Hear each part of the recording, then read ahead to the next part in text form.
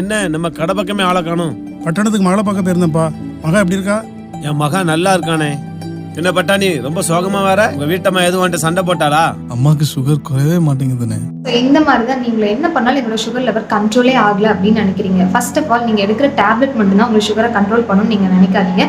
Just 50% மட்டும்தான் உங்களை help பண்ணும். அண்ட் நெக்ஸ்ட் 50 ஆஃப் பார்த்தீங்கன்னா நீங்கள் தான் பண்ணிக்கணும் உங்களோட டயட்டில் இருக்கிறது.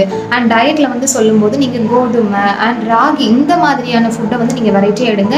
ஸோ அரிசி சாப்பிடக்கூடாது, ரைஸ் தான் எடுக்கக்கூடாது அப்படின்றதுக்காக இட்லி தோசை அப்படி தான் நீங்கள் சாப்பிடணும்னு கிடையாது. ராகி கோதுமை நீங்கள் சேஞ்ச் பண்ணுங்கள். அண்ட் நெக்ஸ்ட் ஃப்ரூட்ஸை வந்து ஒரே நேரத்தில் ரொம்ப குவான்டிட்டி அதிகமாக நீங்கள் சாப்பிடாதீங்க. கம்மியாக ஒரு டைமுக்கு ஒரு பீஸ் அந்த மாதிரி எடுங்க. ஸோ அது ரொம்ப யூஸ் ஆகும்.